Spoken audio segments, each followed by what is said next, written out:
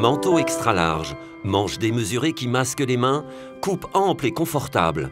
L'homme de l'hiver prochain sera apaisé, un brin décalé, mais sans excès.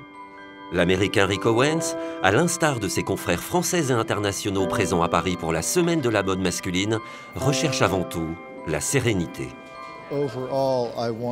Je voulais par-dessus tout retrouver une sorte de calme. Je voulais de la douceur. On peut quand même y voir une certaine agression, une démonstration de force. Mais je pense que principalement, je voulais une impression générale de douceur, suggérée par une manifestation de violence. C'est un défilé léger, mais peut-être pas en fait.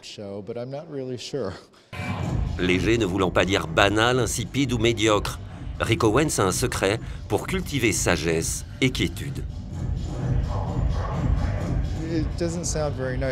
C'est bizarre de dire ça, mais je me sens très en sécurité. Pourquoi? Parce que je me suis entouré d'une équipe formidable qui me protège. Aujourd'hui, c'est le jour du défilé et je ne peux rien faire de plus que montrer cette collection.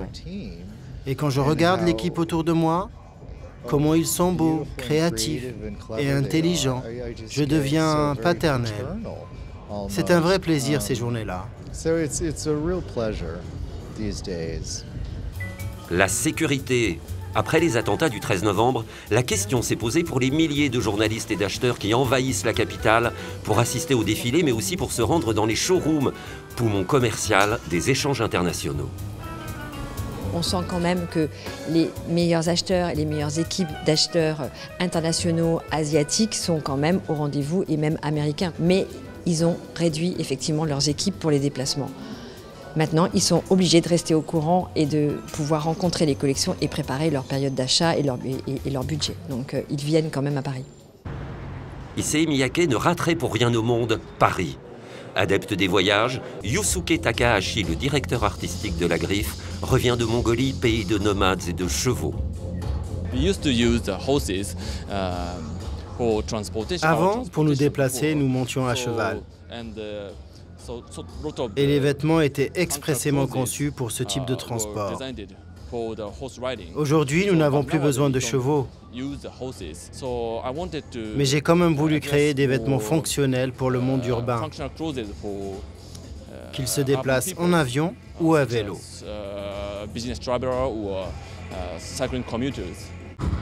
Le Belge Walter van Beeren donc est en colère. Il tord le cou de notre monde contemporain en mélangeant lapin doudou et tronçonneuse, avec pour cri de ralliement « Whist ». It's furious. Comment on dit ça en français? Furieux. Furieux, ouais. C'est un mot flamand et je trouve que c'est un mot très fort parce que pour moi, ça montre vraiment ce que je sens aujourd'hui. Je ne sens pas qu'on essaye de trouver des solutions. Moi, je veux quand même faire des propositions parce que je trouve aussi que quelqu'un qui travaille dans la mode doit essayer de laisser rêver les gens. Au premier rang, Orlan. L'artiste s'est infligé de multiples opérations pour dénoncer la dictature du corps parfait. J'adore parce que je porterai tout. Je porterai tous les pantalons. On aimerait voir plus d'hommes porter du Walter van Beeren. Non mais c'est terrible, regardez, tous les hommes sont en noir, regardez, ah vous avez un peu de rouge. Mais sinon tout le monde est en noir, en beige, en quelconque, en normal ou alors en huissier de justice. Non, c'est incroyable.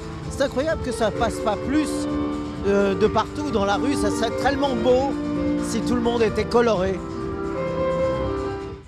Dans ce même décor de friche industrielle, la toute jeune griffe parisienne Avoc, qui a signé tout de même 5 collections, prépare avec exaltation son premier défilé. Vous allez voir sortir Poutine, vous allez voir sortir Obama, vous allez voir sortir El Chapo Guzman. Voilà, on s'est juste amusé avec une dizaine de pirates. Avoc, l'acronyme signifie architecture vestimentaire et ornement corporel. On essaie de choisir des choses qui sont hyper techniques, mais qui ont un visuel et une apparence finalement très classique, au final portable au jour le jour, mais toujours avec un tombé, une tenue, une main qui est très technique. On est content pour un premier défilé de la collection. Voilà.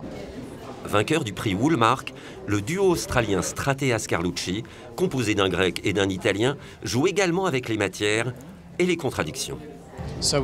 Nous nous sommes intéressés aux enfants de la guerre et à la guerre des enfants. C'est l'idée d'espièglerie, mais aussi de considération et de restriction. On a mélangé tout ça, le côté rigoureux et le côté ludique, mais traité tout de même avec sérieux.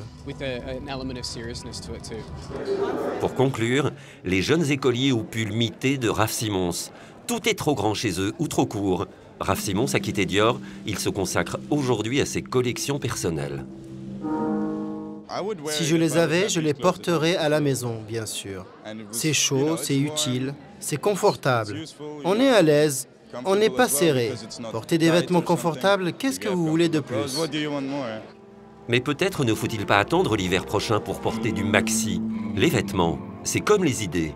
Quand elles sont étriquées, elles meurent.